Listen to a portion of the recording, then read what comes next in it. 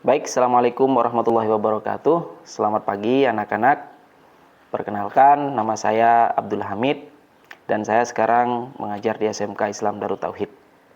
Untuk hari ini kita akan belajar mengenai dasar-dasar komputer. Namun sebelum kita masuk ke materi, marilah kita lihat terlebih dahulu tujuan apa yang ingin kita capai dalam pembelajaran kali ini. Ini yang pertama, itu adalah siswa mampu mengidentifikasi perangkat keras berdasarkan bentuk dan juga cirinya. Yang kedua, ini siswa mampu mengetahui spesifikasi perangkat keras. Yang ketiga, siswa mampu mengidentifikasi komponen penyusun perangkat keras. Yang keempat, siswa mampu menjelaskan jenis-jenis perangkat lunak. Dan yang terakhir, itu siswa mampu mengelompokkan perangkat lunak ke dalam jenisnya. Kemudian, ini terkait masalah pertanyaan dalam diskusi, apa yang kamu ketahui tentang komputer dan bagaimana cara kerjanya? Untuk definisinya sendiri, komputer merupakan alat yang digunakan untuk memproses data sesuai dengan instruksi.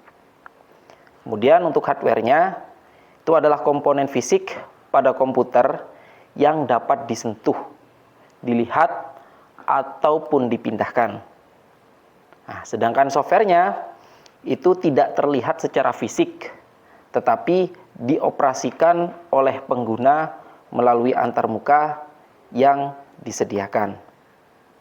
Kemudian, ini terkait masalah komponen-komponen yang ada di dalam komputer. Ini kita masuk terlebih dahulu kepada hardware-nya. Yang pertama ada CPU atau Central Processing Unit. Ini merupakan otak dari komputer yang memproses semua yang ada di dalam komputer. Kemudian ada RAM atau Random Access Memory. Nah, ini fungsinya untuk menyimpan data yang sedang diproses. Kemudian ada hard disk. Ini sebenarnya fungsinya hampir sama, cuman kalau hard disk ini penyimpanannya dalam jangka yang panjang. Kemudian ada keyboard, mouse, ini sebagai perangkat input dan outputnya. Selanjutnya kita masuk ke dalam software. Nah, di sini ada sistem operasi, yaitu perangkat lunak yang mengelola perangkat keras dan memungkinkan aplikasi berjalan. Jadi kalau misalkan tidak ada sistem operasinya, komputer itu tidak bisa dijalankan meskipun sudah ada hardware ataupun softwarenya. Kemudian di sini ada aplikasi.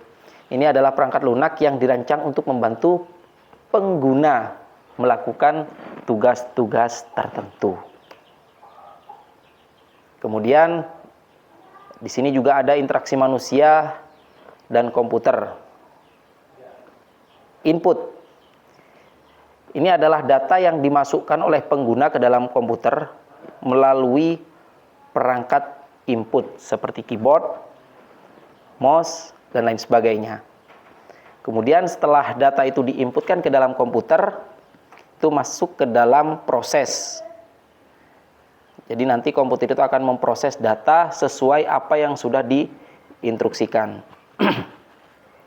Kemudian di tahap terakhir itu ada output. Output itu adalah hasil yang telah diperoleh dari pemrosesan yang telah ditampilkan pada perangkat output seperti monitor dan juga printer.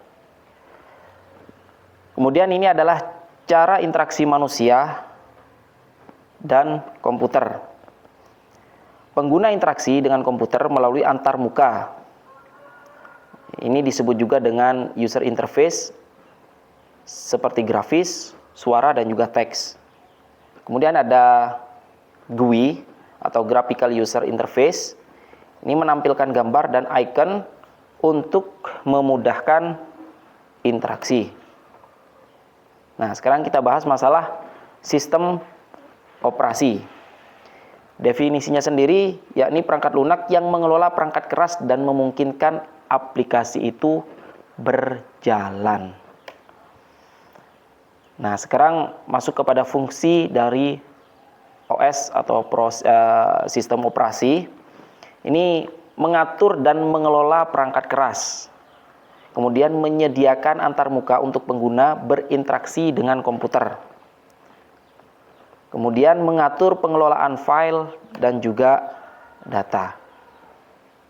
Nah, peran sistem operasi dalam komputer ini yang pertama, memastikan komputer dapat menjalankan aplikasi dengan efisien, mengelola memori, serta memastikan perangkat keras dapat berfungsi dengan baik. Nah, dari apa yang sudah saya jelaskan, itu bisa kita tarik kesimpulan bahwasanya yang pertama, komputer ini terdiri dari perangkat keras dan juga perangkat lunak yang bekerja secara bersama-sama. Kemudian yang kedua, ini interaksi antara manusia dan komputer dapat dilakukan melalui input dan juga output. Yang ketiga, kolaborasi dalam sistem komputer ini memanfaatkan jaringan dan cloud computing. Dan yang terakhir, ini adalah kolaborasi dalam sistem komputer memanfaatkan jaringan dan juga cloud computing. Mungkin itu saja yang dapat saya sampaikan. Kurang lebihnya saya mohon maaf. Saya akhiri pertemuan pada kali ini. Assalamualaikum warahmatullahi wabarakatuh.